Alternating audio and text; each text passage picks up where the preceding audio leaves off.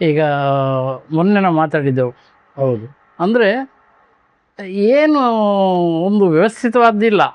ಯಾವಾಗಲೂ ಕೂಡ ನಾವು ಯೋಜನೆ ಹಾಕ್ಕೊಂಡು ಹೋದರೆ, ಯೋಚನೆ ಮಾಡ್ತಾಯಿದ್ರೆ ಬಟ್ ಎಲ್ಲ ಆಗ್ತದೆ ಹೇಳಲಿಕ್ಕೆ ಬರೋದಿಲ್ಲ. ಮತ್ತು ಯೋಚನೆ ಇಲ್ಲದೇ ಫ್ರೀಯಾಗಿ ಹೇಳೋದು. ಈಗ ಮೊನ್ನೆ ನಾವು ಹೇಳ್ತಾ ಇದ್ದೆವು, ನೀವು ಹೇಳಿದ್ದು ಈ ಕ್ರಿಯೇಟಿವಿಟಿ ಅನ್ನೋದು ಈಗಿನ ಪತ್ರಿಕೋದ್ಯಮದಲ್ಲಿ we lost something lost. For example F ಹುಸೇನ್ದು ನೀವು ಹೇಳಿದ್ರಿ. ಹೌದು. ಎಫ್ ಹುಸೇನ್ ಅಂದರೆ ಕ್ರಿಯೇಟಿವ್ ಅಂತೇಳಿ ಹೇಗಿದೆ ಅಂತೇಳಿ. ಬಟ್ ಈಗ ಅದು ಎಲ್ಲಿದೆ ಕ್ರಿಯೇಟಿವ್ ಇದೇನಾಗಿದೆ ಈಗ ಈಗಿನ ಜರ್ನಲಿಸಮಲ್ಲಿ?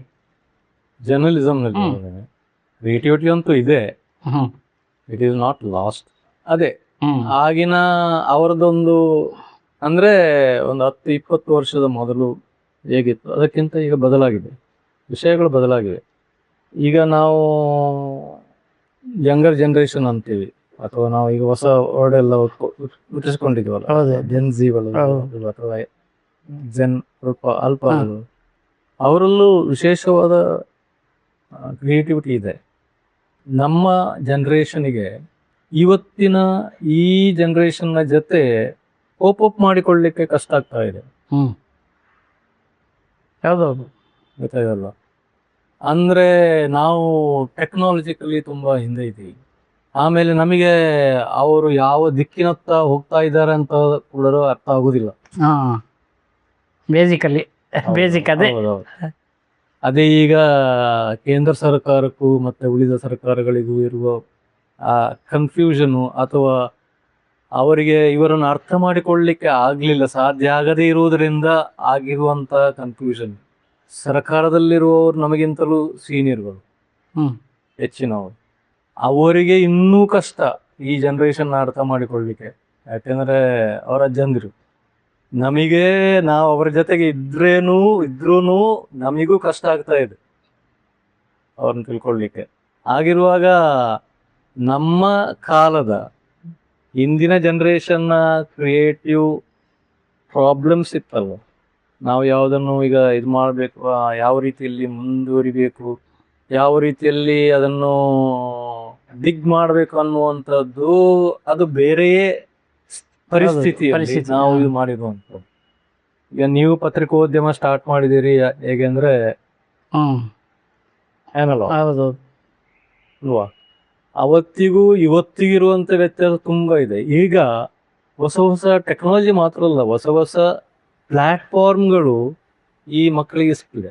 ನಮ್ಮ traditional journalism is already dead in a way ಅಲ್ವಾ, ಆಲ್ಮೋಸ್ಟ್ ಡೆಡ್ ಅದು.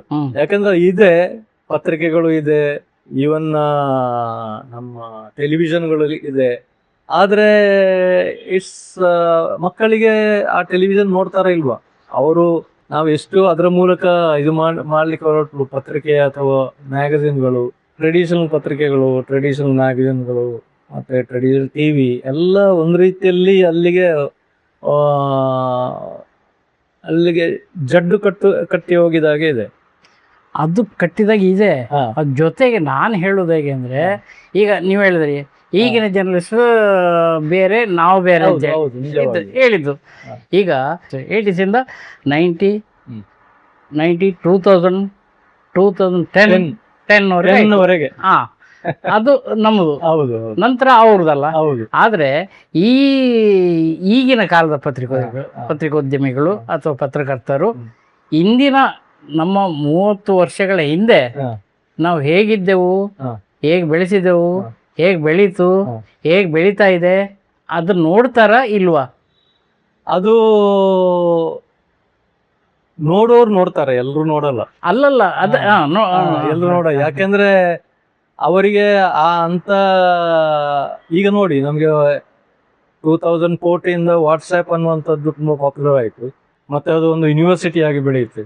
ಆಗಿನ ಜನ್ರೇಷನ್ ಅವರು ಏನು ಮಾಡಿದ್ರು ಅಂದರೆ, ಹಿಂದಿನ ಪತ್ರಿಕೋದ್ಯಮದ ಇದನ್ನು ಬಿಟ್ಟುಬಿಟ್ಟು ಅದರಲ್ಲಿ ಪತ್ರಿಕೆಯಲ್ಲಿ ಆಗಲಿ ಪ್ರಿಂಟ್ ಮೀಡಿಯಾದಲ್ಲಿ ಆಗಲಿ ಬೇರೆಯಲ್ಲಿ ಏನು ಬಂದು ನೋಡಿಬಿಟ್ಟು ಅವರು ಇದರಲ್ಲಿ ಸ್ಪ್ರೆಡ್ ಆಗುವಂಥ ನ್ಯೂಸನ್ನೇ ನೋಡಿದರು, ಸ್ಟೋರಿಗಳನ್ನು, ಕಥೆಗಳನ್ನು, ನ್ಯೂಸ್ಗಳನ್ನು. ಅದೇ ಅವತ್ತೊಂದು ಈಗ ಇನ್ನು 10 ವರ್ಷ ನಂತರ 10-12 ವರ್ಷ ನಂತರ ಈಗ ಮಕ್ಕಳು ನೋಡ್ತಾ ಇರೋದು ಏನು ಅಂದ್ರೆ ಈಗ ಇನ್ಸ್ಟಾಗ್ರಾಮ್. ಸೊ ಅದು ಕೂಡ ಒಂದು ಮಾಧ್ಯಮ. ಪತ್ರಿಕೋದ್ಯಮ ಅಂದ್ರೆ ಒಂದು ರೀತಿಯಲ್ಲಿ ಅದು ಸಿಸ್ಟಮ್ಯಾಟಿಕ್ ಆಗಿ ಆ ಪತ್ರಿಕೋದ್ಯಮ ಅಲ್ಲಿ ನಡೀತಾ ಇಲ್ಲ. ಸಿಸ್ಟಮ್ಯಾಟಿಕ್ ಆಗಿ ಆಗ್ತಾ ಇಲ್ಲದಿದ್ರೂ ಅದು ನಮ್ಮನ್ನು ಎಕ್ಸ್ಪ್ರೆಸ್ ಮಾಡಿಕೊಳ್ಳಲಿಕ್ಕೆ ಇರುವಂತ ಒಂದು ಮಾಧ್ಯಮವಾಗಿ ಬೆಳೆದಿದೆ. ಅಂದ್ರೆ ಇದು ಜನರಲ್ ಪಬ್ಲಿಕ್ ಯಾರೂ ಇಲ್ಲಿ ಅದನ್ನು ಉಪಯೋಗಿಸಬಹುದು, ಯಾರು ಅದಕ್ಕೆ ಫೀಡ್ ಮಾಡಬಹುದು, ಯಾವುದು ನ್ಯೂಸ್ಗಳನ್ನ ಫೀಡ್ ಮಾಡುವುದು ಅಥವಾ ಅವರದ್ದು ಪರ್ಸನಲ್ ಇಶ್ಯೂಗಳನ್ನ ಫೀಡ್ ಮಾಡುವುದು, ಏನು ಬೇಕಾದ್ರೂ ಮಾಡುವುದು. ಈಗ ಏನಾಗಿದೆ ಅಂದ್ರೆ ನಾವು ಕೂಡ ಗೊತ್ತಿದ್ದೋ ಗೊತ್ತಿಲ್ಲದೆಯೋ ಅದರೊಳಗೆ ಸಿಕ್ಕಾಕೊಂಡಿದ್ವಿ ಅಲ್ವಾ. ಅದು ಹೋಗ್ಲೇಬೇಕು, ಅನಿವಾರ್ಯ ಇದೆ ನಮಗೆ. ಅನಿವಾರ್ಯ ಆಗಿಬಿಟ್ಟಿದೆ. ಹ್ಮ್. ನಾವು ಒಂದ್ಸಲ ನೋಡ್ಲಿಕ್ಕೆ ಹೊರಟ್ರೆ ನಾವು ಪೂರ್ತಿ ವರ್ಲ್ಡ್ ಅನ್ನು ಮರ್ತು ಹೋಗ್ತೀವಿ. ಯಾಕೆಂದ್ರೆ ಕ್ರಿಯೇಟಿವಿಟಿ ಇಲ್ಲ ಅಂತಲ್ಲ, ಇದೆ. ಅದನ್ನು ಯಾವ ರೀತಿ ಉಪಯೋಗಿಸಿಕೊಳ್ಬೇಕು ಅನ್ನುವಂಥದ್ದು ಮಾತ್ರ ಅಲ್ಲಿ ಇರುವಂತ ಒಂದು ಇದು. ಅದೇ ಯಾವ ರೀತಿ ಉಪಯೋಗಿಸ್ಬೇಕು ಅಂತ ಹೇಳಿ. ಅದಕ್ಕೆ ಆದ್ರೆ ನೀವು ಅದನ್ನ ಈಗಿನ ಜನರೇಷನ್, ಹ್ಮ್. ಈಗಿನ ಪತ್ರಕರ್ತರು ಹಾ. ಇಂದಿನ ಇದನ್ನು ನೋಡೋದಿಲ್ವಾ? ನೋಡೋದಿಲ್ಲ ಅಂದ್ರೆ ಯಾಕೆ ನೋಡೋದಿಲ್ಲ? ಪತ್ರಕರ್ತರಾಗಿದ್ರು ನೋಡ್ಲೇಬೇಕು ಅವರು. ಹಾ. ಇಲ್ಲಾಂದ್ರೆ ಅವರು ಪತ್ರಕರ್ತರಲ್ಲ ಅಲ್ವಾ. ಪತ್ರಕರ್ತರಿಗೆ ಆ ಒಂದು ಅದೇ ಹಿಸ್ಟ್ರಿ ಗೊತ್ತಾಗ್ಬೇಕಲ್ಲ. ಇತಿಹಾಸ ಅನ್ನೋದು ಗೊತ್ತಿರಬೇಕು. ನಿಜವಾದ ಪತ್ರಕರ್ತನಿಗೆ ಇತಿಹಾಸ ಏನು ಅನ್ನೋದು ಗೊತ್ತಿರಬೇಕು. ಅದು ಪೊಲಿಟಿಕಲ್ ಆಗ್ಲಿ, ಸೋಷಲ್ ಆಗ್ಲಿ ಅಥವಾ ಕಲ್ಚರಲ್ ಹಿಸ್ಟ್ರಿ ಅವನಿಗೆ ಗೊತ್ತೇ ಇರ್ಬೇಕು. ಇಲ್ಲದೆ ಹೋದ್ರೆ ಅವನು ಕೊಡುವಂತ ಯಾವುದೇ ನ್ಯೂಸ್ಗಳಾಗ್ಲಿ ಅಥವಾ ಯಾವುದೇ ಇದು ಅದನ್ನು ಅದು ನಂಬಿಕೆಗೆ ಇದಲ್ಲ. ಅದು ನಾವು ಅದನ್ನು ನಾವು ಟ್ರಸ್ಟ್ ಮಾಡ್ಲಿಕ್ಕೆ ಆಗುದಿಲ್ಲ. ಟ್ರಸ್ಟ್ ವರ್ದಿ ಅಲ್ಲ ಅದು. ಸೊ ಅವ ಹೇಗಿದ್ರು ಒಬ್ಬ ಪತ್ರಕರ್ತ ಅಂದ ಮೇಲೆ, ಪತ್ರಕರ್ತನಾಗಿದ್ರೆ ಅಥವಾ ಅವನದನ್ನು ತಿಳ್ಕೊಳ್ಳದೆ ಏನಾದ್ರೂ ಈಗ ರಿಪಬ್ಲಿಕ್ ಟಿವಿ ಅಂತ ರೀತಿಯಲ್ಲಿ ಬಂದು ಹೋದ್ರೆ ಅದು ತುಂಬಾ ಕಷ್ಟ. ಅದು ಏನೇನೋ ಹೇಳೋದು, ಏನೇನೋ ಇದು ಮಾಡೋದು, ಯಾವ ರೀತಿ.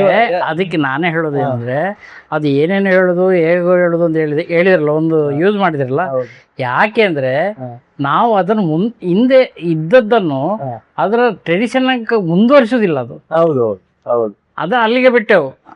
ಅದನ್ನ ಹಿಸ್ಟ್ರಿ ನೋಡ್ಲಿಕ್ಕೆ ಹೋಗುದಿಲ್ಲ. ಅದಕ್ಕೆ ಅವರಿಗೆ ಬೇರೆ ಕಾರಣಗಳಿದೆ, ಪೊಲಿಟಿಕಲ್ ರೀಸನ್ಸ್ ಕೂಡ ಇದೆ. ಅದನ್ನು ಯಾಕೆ ಅವರು ಬಿಟ್ಟಿದ್ದಾರೆ ಇರ್ಬೋದು. ಅದನ್ನು ಯಾಕೆ ಅದನ್ನು ಯಾವುದು ನಿಜವಾದ ಇತಿಹಾಸವನ್ನು ಅದನ್ನು ಏನ್ ಮಾಡಿ ನಾವೀಗ ಹೆಚ್ಚಿನ ವಾಟ್ಸ್ಆ್ಯಪ್ ಯೂನಿವರ್ಸಿಟಿಗಳಲ್ಲಿ ಓದುವಂತ ಹೆಚ್ಚಿನ ಮಾಹಿತಿಗಳು ಕೂಡ ಅದೊಂದು ರೀತಿಯಲ್ಲಿ ನಮಗೆ ನಿಜವಾದ ಮಾಹಿತಿ ಅಲ್ಲ. ಅದು ನಿಜವಾದ ಮಾಹಿತಿ ಅಲ್ಲ, ಆದ್ರೂ ಓದ್ತೀವಲ್ಲ. ಆದ್ರೂ ಅಲ್ಲ, ಅದು ಓದಿಸಿಕೊಂಡು ಹೋಗ್ತದೆ. ಅದರಿಂದಾಗಿ ಜನರು ಕೆಲವು ಹೆಚ್ಚಿನವರು ಒಂಥರ ಕರಪ್ಟ್ ಆಗಿಬಿಟ್ಟಿದ್ದಾರೆ. ನಮ್ಮ ಮೈಂಡ್ ಕೂಡ ಕರಪ್ಟ್ ಆಗಿದೆ ಹೆಚ್ಚಿನವರು. ಅದು ದೊಡ್ಡ ಅಪಾಯಕಾರಿ. ಮೈಂಡ್ ಕರೆಕ್ಟ್ ಅಪಾಯಕಾರಿಯಾಗಿ ಬೆಳೆದಿದೆ. ಅದು ಅಪಾಯಕಾರಿ. ಅದು ಆದ್ರೆ ಒಂದು ಈಗ ನೀವ್ ಹೇಳಿದಾಗ ಒಂದು ಕರೆಕ್ಟ್ ಅಂದ್ರೆ ಈಗ ಪಾಪ್ಯುಲೇಷನ್ ಕೂಡ ಬಂತು, ಪಾಪ್ಯುಲೇಷನ್ ಹೆಚ್ಚಾಗಿದೆ, ಅವ್ರಿಗೆ ವೈಡ್ ಕವರೇಜ್ ಇದೆ. ಹೌದೌದು, ಇದನ್ನ ನೋಡ್ತೀವಿ, ಅದನ್ನು ಅದು ಇದು ಎಲ್ಲ ಸಿಕ್ಕಾಪಟ್ಟೆ ಇದೆ. ಅಂದ್ರೆ ಆಯ್ಕೆ ಮಾಡ್ಲಿಕ್ಕೆ ಭಾರಿ ಕಷ್ಟ ಅವ್ರಿಗೆ ಅಲ್ಲ. ಈಗ ಈ ಆಯ್ಕೆ ಮಾಡೋದು ಕಷ್ಟ ಆಗಿದ್ರು ಕೂಡ ಈ ಪತ್ರಿಕೆಯ ಬೇಸಿಕ್ ತಪ್ಪುದಿಲ್ಲ. ಬೇಸಿಕ್ ಅದೇ ಅಲ್ಲ ಪತ್ರಿಕೆ ಅಂದ್ರೆ ಏನು, ನ್ಯೂಸ್ ಹೇಗೆ ಬರೀಬೇಕು, ಆರ್ಟಿಕಲ್ ಹೇಗೆ ಮಾಡಬೇಕು, ಇಂಟರ್ವ್ಯೂ ಹೇಗೆ ಮಾಡಬೇಕು, ಇದೆಲ್ಲವೂ ಇದೆ ಅಲ್ಲ ಅದು. ಆದರೆ ಅದೆಲ್ಲವನ್ನು ಬಿಟ್ಟು ಈಗಿನ ಒಂದು ತಲೆಮಾರು ಅಂದ್ರೆ ವಿಚಿತ್ರ. ಅಂದ್ರೆ ನಮ್ಮದೇ ಒಂದು ಪತ್ರಿಕೋದ್ಯಮ ಅಂತ ಹೇಳುವ ಅದು ಏಕೆ ಆಗಿದೆ ಅಂದ್ರೆ, ಏಕೆ ಆಯ್ತು ಅಂದ್ರೆ ಒಂದು ರೀತಿಯಲ್ಲಿ ನಮ್ಮ ಪತ್ರಿಕೋದ್ಯಮವೇ ಅದಕ್ಕೆ ರೀಸನ್. ಈಗ ನಮ್ಮ ಇತ್ತೀಚಿನ ಪತ್ರಿಕೋದ್ಯಮ ಹೇಗಿದೆ, ಯಾವ ಪೊಲಿಟಿಕಲ್ ಪಾರ್ಟಿ ಬರುತ್ತೆ ಅವರಿಗೆ ಸಪೋರ್ಟಿವ್ ಆಗಿ ಬರೀತಾ ಇರ್ತಾರೆ. ಅದ್ಯಾಕೆ ಬರೆಯುವುದು, ಯಾಕೆ ಬರೀತಾರೆ ಅಂದ್ರೆ ಅವರ ಅಸ್ತಿತ್ವವನ್ನು ಉಳಿಸಿಕೊಳ್ಳಿಕ್ಕೆ ಹೋಗ್ತಾರೆ.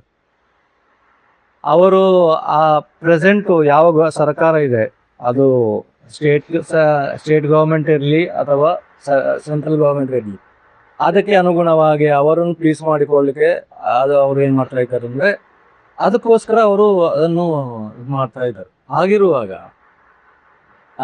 ಒಂದು ಒಂದು ಪಂಗಡದ ಜನರಿಗೆ ಯಾವತ್ತು ಅದರ ಬಗ್ಗೆ ಇದು ಏನು ಅದರ ಬಗ್ಗೆ ಒಂದು ಆಕ್ಷೇಪ ಮತ್ತೆ ಅದು ಮಾತ್ರ ಒಂದು ರೀತಿಯ ಎವರ್ಸಿವ್ನೆಸ್ ಒಂದು ಬೆಳೆದು ಬಂದಿದೆ. ಯಾಕಂದ್ರೆ ಇದು ಅವರು ನಮಗೆ ನಿಜ ಅಲ್ವಾ ಅನ್ನುವಂತ ಒಂದು ಇದು ಅವರಿಗೆ ಒಂದು ರೀತಿಯ ಅದೇ ಅದನ್ನು ಅವರೇ ಆಕ್ಚುಲಿ ಆ ಗೊಂದಲವನ್ನು ಅವರೇ ಸೃಷ್ಟಿ ಮಾಡಿರುವಂತದ್ದು. ಅಂದ್ರೆ ಮೊದಲು ಈಗ ಪತ್ರಿಕೋದ್ಯಮ ಅಂದ್ರೆ 4ನೇ ಆಧಾರ ಸ್ತಂಭ.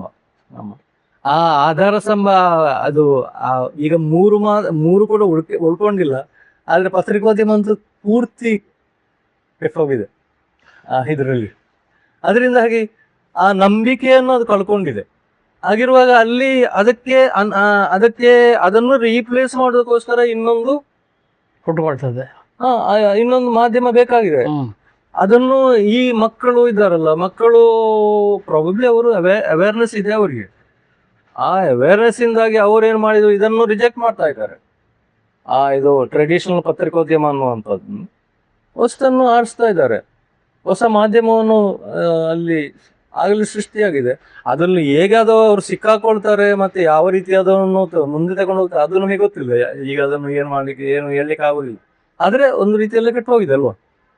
ಆ ಕೆಟ್ಟಿದ್ದನ್ನ ಅವರು ರೀಪ್ಲೇಸ್ ಮಾಡಿ ಅದರ ಮೂಲಕ ಅವರು ತಮ್ಮನ್ನು ತಾವು ಎಕ್ಸ್ಪ್ರೆಸ್ ಮಾಡ್ತಾ ಇದ್ದಾರೆ. ಎಕ್ಸ್ಪ್ರೆಷನ್ಗೋಸ್ಕರ ಇರುವಂತ ಮಾಧ್ಯಮವಾಗಿ ಬೆಳೆದಿದೆ. ಇನ್ಸ್ಟಾಗ್ರಾಮ್ ಆಗ್ಲಿ, ಫೇಸ್ಬುಕ್ ಈಗ ಸ್ವಲ್ಪ ಹಳೆದಾಗಿತ್ತು. ಹಾಗಾದ್ರೆ ನಂಬುವ ಸ್ಥಿತಿಯಲ್ಲಿಲ್ಲ ಇದನ್ನು. ಯಾವ ರೀತಿ ಅದು ಮುಂದುವರಿತದೆ ಅಂತ ಹೇಳಿಕ್ಕೆ ಬರೋದಿಲ್ಲ. ಯಾವ ರೀತಿಯೋ ಮುಂದುವರಿಬಹುದು. ಯಾಕಂದ್ರೆ ಈಗ ಅದು ಯಾರ ಕೈಯಲ್ಲೂ ಇಲ್ಲ, ಅದು ಇರುವುದು ಈಗ ಮಕ್ಕಳ ಕೈಯಲ್ಲಿ. ಮಕ್ಕಳಿಗೆ ಬಿಟ್ಟು ಬಿಡುದಾ? ಮಕ್ಕಳ ಕೈಯಲ್ಲಿ ನೀವು ಮಾಡ್ಕೊಡಿ, ಏನಾದ್ರು ಮಾಡ್ಕೊಳ್ಳಿ ಅಂತ ಹೇಳುದು ಒಳ್ಳೇದಾ? ಸರಿಯಾ? ಒಂದು ರೀತಿಯಲ್ಲಿ ಫ್ಯೂಚರ್ ಅವರದ್ದು, ನಮ್ಮದಲ್ಲ. ಅಲ್ಲಲ್ಲ, ಫ್ಯೂಚರ್ ಅವ್ರದೇ. ಆದ್ರೂ ನಮ್ಗೊಂದು ಜವಾಬ್ದಾರಿ ಇರ್ತಲ್ಲ. ನಮ್ಮ ಜವಾಬ್ದಾರಿಯನ್ನು ನಾವು ಸರಿಯಾಗಿ ನಿಭಾಯಿಸಲಿಲ್ಲ. ಈಗ ಇಲ್ಲಿವರೆಗೂ ನಿಭಾಯಿಸಲಿಲ್ಲ, ಇನ್ನು ಮುಂದೆ ನಿಭಾಯಿಸಿ ಅವ್ರು ಕೇಳ್ತಾರ. ನಾವು ಸರಿಯಾಗಿ ನಿಭಾಯಿಸ್ತಾ ಇದ್ರೆ ಈ ಸ್ಥಿತಿ ಈಗ ಬರ್ತಾ ಇರ್ಲಿಲ್ಲ. ಸೊ ನಮ್ಮದು ಕೂಡ ಅದರಲ್ಲಿ ಪಾತ್ರ ಇದೆ.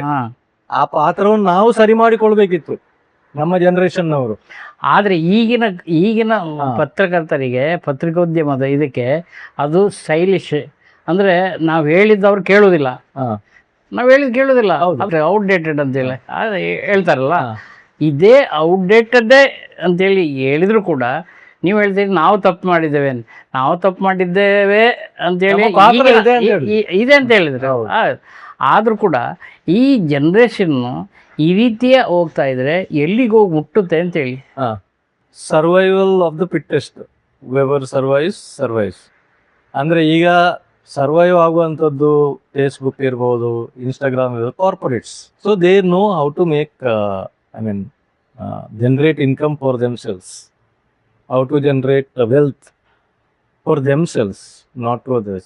So we are in a way, they also probably prefer the youth to lose their identity also through that. ಅವರನ್ನು ಯಾವ ರೀತಿಯಲ್ಲಿ ತಗೊಂಡು ಹೋಗ್ಬೇಕನ್ನೋದು ಕಾರ್ಪೊರೇಟ್ಗಳಿಗೆ ಮಾತ್ರ ಅದನ್ನು ಅವ್ರು ಡಿಸೈಡ್ ಮಾಡ್ತಾರೆ. ಅದೇ ನಮ್ಮನ್ನು ಯಾವ ರೀತಿಗೆ ತಗೊಂಡು ಹೋಗ್ಬೇಕಂತ ಪೊಲಿಟಿಷಿಯನ್ಸ್ ಹೇಗೆ ಡಿಸೈಡ್ ಮಾಡ್ತಾರೆ ಒಂದು ದೇಶವನ್ನು ಪೊಲಿಟಿಷಿಯನ್ಸ್, ಅದೇ ರೀತಿ ಇಕಾನಮಿಯನ್ನು ಕಾರ್ಪೊರೇಟ್ಸ್.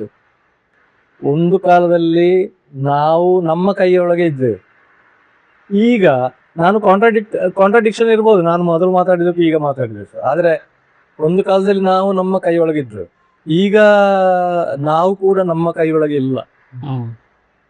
ನಾವು ಹೇಳಿದಾಗೆ ಇದು ನಮ್ಮ ಫೈನಾನ್ಸ್ ಸಿಸ್ಟಮ್ ನಮ್ಮ ಇದರಲ್ಲಿಲ್ಲ, ನಮ್ಮ ಕೈಯೊಳಗಿಲ್ಲ.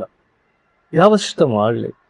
ಸೊ ಇದನ್ನು ನಡೆಸುವವರು ಮೇಲಿಂದ ಅವರ ಕೈಯೊಳಗಿದೆ. ಅವರು ಹೇಗೆ ಆಡಿಸ್ತಾ ಹೋಗ್ತಾರೆ ಅಲ್ಲಿಗೆ ತಲುಪ್ತದೆ. ಹೊಸ ಜನರೇಷನ್ಗೆ ಇನ್ನೊಂದು ನಾನು ಓದ್ತಾ ಇದ್ದೇನೆ, ಇನ್ನೊಂದು 15 ವರ್ಷದೊಳಗೆ ನಾವಿರುವಂತ ಈಗ ಕಲ್ತಿರುವಂತ ಎಲ್ಲ ಸಬ್ಜೆಕ್ಟ್ಗಳು ಕೂಡ ಔಟ್ಡೇಟೆಡ್ ಆಗ್ತದೆ. ಯಾಕೆಂದ್ರೆ ಅಲ್ಲಿ ಕಲಿಬೇಕಾದಂತ ಅಗತ್ಯವೇ ಬರುವುದಿಲ್ಲ. ಅಲ್ಲಿ ಈಗ ಇರುವುದು ಕೂಡ ಒಂದೇ. ಅದು ನೋಡಿ, ಬೇಸಿಕ್ ಆಗಿ ಒಂದು ವಿಷಯ ಅಂದ್ರೆ ಈ ಮೊದಲೆಲ್ಲ ಪತ್ರಕರ್ತರಿಗೆ ವಿಷಯವನ್ನು ಸಂಗ್ರಹ ಮಾಡಬೇಕಿತ್ತು, ಹೌದು, ಕ್ರಿಯೇಟ್ ಮಾಡಬೇಕಿತ್ತು, ಹೌದು, ಎಲ್ಲೆಲ್ಲಿ ಅಂತ.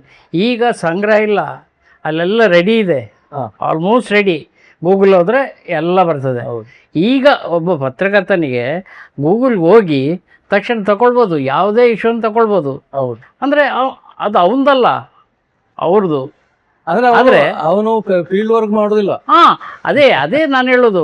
ಯಾಕೆಂದರೆ ಈಗ ಅದನ್ನು ಹೇಗೆ ಬಳಸಬೇಕು, ಹೇಗೆ ಬಳಸಿದರೆ ಏನಾಗ್ತದೆ, ಅದು ಯಾವುದು ಗೊತ್ತಿಲ್ಲ.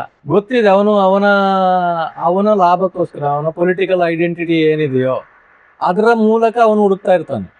ಅವ ಪತ್ರಕರ್ತ, ಈಗ ನೀವು ನಿಮ್ಮ ಒಂದು ಪೊಲಿಟಿಕಲ್ ಐಡೆಂಟಿಟಿ ಇದೆ, ನನಗೊಂದು ಪೊಲಿಟಿಕಲ್ ಐಡಿಯಾಲಜಿ, ನಾನು ನನ್ನ ಐಡಿಯಾಲಜಿ ಮೇಲೆ ನಾನು ಇದು ಮಾಡ್ತೇನೆ, ಹುಡುಕ್ತಾ ಇರ್ತೇನೆ, ನೀವು ನಿಮ್ಮ ಐಡಿಯಾಲಜಿ ಮೇಲೆ ಹುಡುಕ್ತಾ ಇರ್ತೀವಿ.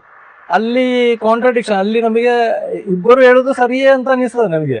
ನಾನು ಹೇಳೋದು ನೀವು ಹೇಳೋದು ಸರಿಯೇ ಓದುವವರಿಗೆ, ಆದರೆ ಅದನ್ನು ಸರಿ ಮಾಹಿತಿ ಯಾವುದು ತಪ್ಪು ಮಾಹಿತಿ ಯಾವುದು ಅಂತ ಅವ್ರಿಗೆ ಗೊತ್ತಾಗ ನಾವಂದ್ರೆ ಈಗ ಏನಾಗಿದೆ ಅಂದ್ರೆ, ಈಗ ಈ ಸೋಷಿಯಲ್ ಮೀಡಿಯಾಗಳು ನಮ್ಮನ್ನು ತಪ್ಪು ದಾರಿಗೆ ಎಳಿತಾ ಇರ್ತೇವೆ. ಅದು ಎಲ್ಲಿಂದ ಆಗುವಂಥದ್ದು? ಹಾಗೆ ನಮ್ಮ ಹೊಸ ಜನರೇಷನ್ ಆ ರೀತಿಯಲ್ಲೂ ಕೆಟ್ಟೋಗಿದ್ದಾರೆ. ಅಲ್ಲ ಕೆಟ್ಟಿದ್ದಾರೆ, ಕೆಡ್ತಾ ಇದ್ದಾರೆ, ಅದು ಸತ್ಯವೇ ಎಲ್ಲ. ಆದರೆ ಇದನ್ನೆಲ್ಲ ಸರಿಪಡಿಸ್ಬೇಕಲ್ಲ ನಾವು. ಸರಿಪಡಿಸುವಾಗ ಇದು ಯಾವ ಟ್ರೆಂಡಲ್ಲಿ ಮಾಡಿದರೆ ಇವ್ರಿಗೆ ಒಂದು ಅದ ಬರ್ತದೆ. ಸರಿಪಡಿಸುವ ನಾವು ಎಷ್ಟು ಟ್ರೂತ್ಫುಲ್ ಇದ್ದೇವೆ ಅಂತ ಇಂಪಾರ್ಟೆಂಟ್. ನಮ್ಮ ಜನರೇಷನ್ ಎಷ್ಟು ಟ್ರೂತ್ಫುಲ್ ಆಗಿದ್ದಾರೆ. Are we truthful to ourselves or to the society? ಹಾಗಿದ್ರೆ ಅವರು ಕೂಡ ಟ್ರೂತ್ಫುಲ್ ಆಗಿ ಬೆಳಿತಾರೆ. ಈಗ ಅವರು ಕೆಟ್ಟದ್ದಲ್ಲ, ಇದನ್ನೆಲ್ಲ ಅವ್ರು ಬರ್ದನ್ನ ಆ ಗೂಗಲ್ ಅಲ್ಲಿ ನೋಡಿ ಎಲ್ಲ ತಗೊಂಡ್ರೆ ಅವರು ಕೆಟ್ಟದಲ್ಲ, ನಾವು ಹಾಕಿರುವುದನ್ನ ಅವ್ರು ನೋಡುದು. ನಮ್ಮ ಜನರೇಷನ್ ಹಾಕಿರೋದನ್ನ ಅವ್ರು ನೋಡುವಂಥದ್ದು. ನಮ್ಮ ಜನರೇಷನ್ ನಮ್ಮ ಜನರೇಷನ್ ಬರೋದಿಲ್ಲ ಅದು ಈಗ 10 years ಇಂದ ಶುರು ಆದದ್ದು. 10 years ಶುರು ಆದದ್ದು. ಈಗ ನಮ್ಮ ಜನರೇಷನ್ ಅಂತ ಹೇಳ್ಬೇಡಿ, ನಮ್ಮ ಜನರೇಷನ್ ಅಲ್ಲಿ ಹೋಗ್ತಾ ಇದ್ದೆವು, ನಾವು ಕೂಡ ಅದ್ರಲ್ಲಿ ಶಾಮೀಲಾಗಿದ್ದೇವೆ ಹೇಳಿ. ಅಲ್ಲ, ಶಾಮೀಲಾದ್ರೆ ಎಲ್ಲಿ ನಾವು ಅವ್ರು ತಪ್ಪು ಮಾಡಿದ್ರ, ನಾವು ತಪ್ಪು ಮಾಡ್ತಾ ಇದ್ದೇವೆ, ಅದೊಂದು ಮತ್ತೆ ಒಂದೊಂದು ತಪ್ಪು ಅಲ್ಲ. ಏನಾಗಿದೆ ಅಂದ್ರೆ ಅದನ್ನು ನಾವು ಪಾಸಿಟಿವ್ ನೆಗೆಟಿವ್ ಆಗಿ ತಗೊಳ್ಳಕ್ಕೆ ಹೌದು, ಅದು ಎರಡೂ ಇದು ಇದೆ ಅಲ್ಲಿ. ಯಾಕೆಂದ್ರೆ ಇದನ್ನು ಯಾವ ರೀತಿ ಈಗ ಡ್ಯಾಮೇಜ್ ಏನು ಡ್ಯಾಮೇಜ್ ಕಂಟ್ರೋಲ್ ಅಥವಾ ಡ್ಯಾಮೇಜ್ ಆಗಿದ್ದನ್ನು ಯಾವ ರೀತಿಯಲ್ಲಿ ಇದು ಮಾಡ್ತಾರೆ ಅದು ಗೊತ್ತಾಗ್ತಾ ಇಲ್ಲ.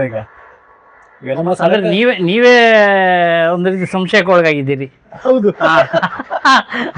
ಅದು ಈಗಿನ ಜರ್ನಲಿಸಮ್ ಪತ್ರಿಕೋದ್ಯಮ ಅಂತ ಹೇಳಿದ್ರೆ ಯಂಗ್ಸ್ಟರ್ ಪತ್ರಿಕೋದ್ಯಮ ಅಲ್ಲ, ಅದು ಕನ್ಫ್ಯೂಷನ್, ನಮ್ಮನ್ನೆಲ್ಲ ಕನ್ಫ್ಯೂಸ್ ಮಾಡ್ತದೆ. ಕನ್ಫ್ಯೂಷನ್ ಮಾಡ್ತದೆ, ಯಾಕೆಂದ್ರೆ ಅದು ಅದರ ಪರ್ಪಸೇ ಅಲ್ಲಲ್ಲ. ಆದರೆ ಕನ್ಫ್ಯೂಸ್ ಮಾಡೋದ್ರ ಜೊತೆಗೆ ಅವ್ರಿಗೆ ಗೊತ್ತಿಲ್ಲದ ಹಾಗೆ ಎಷ್ಟೋ ಜನ ಈಗ ಪತ್ರಿಕೋದ್ಯಮದಲ್ಲಿ ಕೂಡ, ಈಗ ಒಂದು ಪತ್ರಿಕೆ ಅಂತ ಹೇಳಿದ್ರೆ ಒಂದು 100 ಜನ ಕೆಲಸದಲ್ಲಿದ್ದರು ಮೊದಲು. ಆದರೆ ಅದನ್ನೆಲ್ಲ ಕಮ್ಮಿ ಮಾಡಿ 10 ಜನಕ್ಕೆ ನಿಲ್ಲಿಸಿತ್ತು. ಅದು ಈಗ 10 ಜನಕ್ಕೆ ಹೋದದ್ದು. ಮತ್ತೆ ಬಂದಿದ್ದಾರೆ ಯಾರು? ಕಾರ್ಪೊರೇಟ್ ಅವರೆಲ್ಲ ಬಂದಿದ್ದಾರೆ, ಎಲ್ಲ ಅವ್ರದ್ದು. ನಮ್ಮ ಏಟೋಲ್ನಲ್ಲಿ ಎಷ್ಟು ಜನ ಇದ್ದಾರೋ ಅದಕ್ಕಿಂತ ಡಬಲ್ ಕಾರ್ಪೊರೇಟ್ ಸೆಕ್ಟರ್ ಕೆಲಸ ಮಾಡ್ತದೆ ಅಲ್ಲಿ, ಕೆಲಸ ಮಾಡ್ತದೆ. ಹಾಗಿರುವಾಗ ಅವರು ಅವ್ರದ್ದೇ ಆದ ರೀತಿಯಲ್ಲಿ ಎಲ್ಲ ಯೋಚನೆ ಮಾಡ್ತಾರೆ. ಅಂದರೆ ನೀವು ಮೊದಲು ಕೊಡ್ತಾ ಇದ್ದದ್ದು 60% ನ್ಯೂಸ್ ಕೊಡ್ತಾಯಿದ್ರಿ, 40% ಆ್ಯಡ್ ಇದ್ದದ್ದು. ಇವತ್ತು 20% ನ್ಯೂಸ್, 80% ಆ್ಯಡ್. ಹಾಗಾದರೆ ಎಲ್ಲಿಂದ ಎಲ್ಲಿಗೆ ಹೋಯ್ತು? ಅದು ನಾನು ಹಾಳು ಮಾಡಿದ್ದ ಅಂದರೆ ನಾನು ಹಾಳು ಮಾಡಲಿಲ್ಲ. ಈಗಿನ ಜನ್ರೇಷನ್ ಅಂದರೆ ಅವ್ರಿಗೇನಾಗಿದೆ, ನಿಮಗೆ ಎಲ್ಲ ನನ್ನ ಕೆಲಸ ಸಿಗ್ತದೆ ಅಂತೇಳಿ. ಕೆಲಸ ಎಲ್ಲಿ ಸಿಗ್ತದೆ? ಕೆಲಸ ಸಿಗುವುದಿಲ್ಲ. ಅದು ಅಲ್ಲ, ಕೆಲಸ ಸಿಗದೇ ಇದ್ದಿದ್ರಿಂದಲ್ಲ ಇಷ್ಟೆಲ್ಲ ಆಗಿರುವಂಥ ಈಗ ಪ್ರಾಬ್ಲಮ್ಸ್ ಆಗಿರುವಂಥದ್ದು. ಅಲ್ಲಲ್ಲ, ಪ್ರಾಬ್ಲಮ್ಸ್ ಆಗಿದೆ, ಹೌದು, ಕೆಲಸ ಸಿಗದಿಂದ ಆಗಿದೆ. ಇನ್ನೂ ಎಷ್ಟಾಗ್ತದೆ ಅಂತೇಳಿ ಈಗ ನೀವು ಲೆಕ್ಕ ಹಾಕಿ, ಎಷ್ಟು ಕೆಲಸ ಸಿಗ್ತದೆ ಇನ್ನು ಇವರಿಗೆ. ಈಗ ಮೊದಲು ನೋಡಿ, ಸ್ವಾತಂತ್ರ್ಯ ಪೂರ್ವದಲ್ಲಿ ಜನಸಂಖ್ಯೆ ಎಷ್ಟಿತ್ತು. ಈಗ ನಾವು ಪತ್ರಿಕೆಗೆ ಬರುವ ಟೈಮಲ್ಲಿ ನಮ್ಮ ದೇಶದ ಒಂದು ಪಾಪ್ಯುಲೇಷನ್ 75 to 80% ಇತ್ತು. 80 crore 70 to 80 crore. ಈಗ 150 ಪ್ಲಸ್ ಹೌದು. ಅಂದರೆ ಡಬಲ್ ಆಯ್ತಲ್ಲದು, ಇದು ಡಬಲ್ ಆಯಿತು. ಆದರೆ ಕೆಲಸ ಗೌರ್ಮೆಂಟ್ ಇತ್ತು, ಸೆಕ್ಯೂರಿಟಿ ಇತ್ತು. ಗೌರ್ಮೆಂಟ್ ಎಲ್ಲಿದೆ? ಯಾವ ಗೌರ್ಮೆಂಟ್ ಕೆಲಸ ಸಿಗ್ತದೆ ಈಗ? ಸಿಗೋದಿಲ್ಲ. ಸೆಕ್ಯೂರಿಟಿ ಇದೆಯಾ ಒಬ್ಬ ಕೆಲಸಗಾರನಿಗೆ? ಇಲ್ಲ, ಸೆಕ್ಯೂರಿಟಿ ಇಲ್ಲ. ಆದರೆ ಈಗಿನ ಜನ್ರೇಷನ್ ಅದನ್ನು ಯಾಕೆ ಅರ್ಥ ಮಾಡ್ಕೊಳ್ತಾ ಇಲ್ಲ? ಅಂದ್ರೆ ಅವರು ಅಲ್ಲಿ ಹುಟ್ಟಿ ಬಂದಿದ್ದೆ ಅದೇ ಸಿಸ್ಟಮ್ನಲ್ಲಿ. ಅವರಿಗೆ ನಮಗೆ ನಾವು ಅರ್ಥ ಮಾಡಿಕೊಂಡಾಗ ಅವರು ಅರ್ಥ ಮಾಡಿಕೊಳ್ಳಿಕ್ಕೆ ಸಾಧ್ಯ ಇಲ್ಲ ಅಂತ. ಅದೇ ನಾನು ಹೇಳುತ್ತದ್ದು, ಈಗಿನ ಜನ್ರೇಷನ್ ಈಗ ಅಂದರೆ ಅವರು ಯೋಚನೆ ಮಾಡೋಷ್ಟು ಆಸಕ್ತಿ ಇಲ್ಲ. ಅಂದರೆ ಕಂಪ್ಲೀಟ್. ಯಾಕೆಂದ್ರೆ ಇನ್ನೊಂದು ವಿಷಯ ಹೇಳ್ತೇನೆ. ಈಗ ಹೇಳಿ. ಒಂದು ಈಗ ನೋಡಿ, ನಮ್ಮ ಸರ್ಕಾರಗಳು ಥ್ರೂಔಟ್ ದ ವರ್ಲ್ಡ್, ಟ್ರಂಪ್ ಬಂದು ಏನೆಲ್ಲ ಮಾಡಿದ ಎಲ್ಲ ಗೊತ್ತಿದೆ ನಮಗೆ. ಇಲ್ಲಿ ಏನಾಗ್ತಾ ಇದೆ ಅಂತ ಗೊತ್ತಿದೆ, ನಮ್ಮ ದೇಶದಲ್ಲಿ ಕೂಡ ಅದರದ್ದು ದೊಡ್ಡ ಪಾಲಿದೆ ಈ ಸರ್ಕಾರಗಳು. ಇರ್ಬೋದು. ಒಂದು ಮತ್ತೆ ನಮಗೆ ನಮ್ಮ ಫ್ಯೂಚರಿಗೋಸ್ಕರ ಈಗ ಯಾಕೆ ಕೆಲಸ ಇಲ್ಲ ಅಂತೇವೆ, ನಾವು ಕೆಲಸ ಇಲ್ಲ ಅಂತೇವೆ. ಈಗ ಪತ್ರಿಕೆ ಬರಬೇಕಾದ್ರೆ ನಿನಗೆ ಬರಲಿಕ್ಕೆ ಬರ್ತದಾ? ಅಕ್ಷರ ಸರಿ ಬರ್ತೀಯಾ? ನಿನಗೆ ಅಷ್ಟೇ ಸಾಕು. ಡಿಗ್ರಿ ಇಲ್ಲ, ಏನಿಲ್ಲ. ನೀವು ಅದನ್ನೇ ಪತ್ರಕರ್ತರ ಕೆಲಸ ಮಾಡಿದ್ದಾನೆ ಮೊದಲು. ಬಟ್ ಇವತ್ತು ಜರ್ನಲಿಸ್ಟ್ ಆಗಬೇಕಾದ್ರೆ MA ಇನ್ ಜರ್ನಲಿಸಮ್ ಅದೆಲ್ಲ ಅಲ್ಲ, ಮಾಧ್ಯಮಗಳಲ್ಲಿ ಇದು ಬಂದಿದೆ, ಅದು ಬಂದಿದೆ. ಸೊ ಈ ರೀತಿ ಆಗಿ ಇದು ಒಟ್ಟಾರೆ ಏನಾಗಿದೆ, ವ್ಯವಸ್ಥಿತವಾದ ಸಿಸ್ಟಮ್ ಎಜುಕೇಷನ್ ಸಿಸ್ಟಮ್ ಉಂಟಲ್ಲ, ಅದು ಬದಲಾವಣೆ ಆಗಬೇಕು. ಹೇಗೆ ಬದಲಾವಣೆ ಆಗಬೇಕು, ಎಷ್ಟು ಆಗಬೇಕು, ಯಾರು ಮಾಡಬೇಕು, ಯಾವ ಮಾಡ್ತೀರಿ, ಇದೆಲ್ಲ ನಮ್ಮ ಮುಂದಿರುವಂಥ ಪ್ರಶ್ನೆ ಇದು. ಹೌದೌದು. ಇದು ಈ ಬಗ್ಗೆ ಮುಂದಿನ ಸಂದರ್ಭದಲ್ಲಿ ಡಿಸ್ಕಸ್ ಮಾಡ್ತೇವೆ.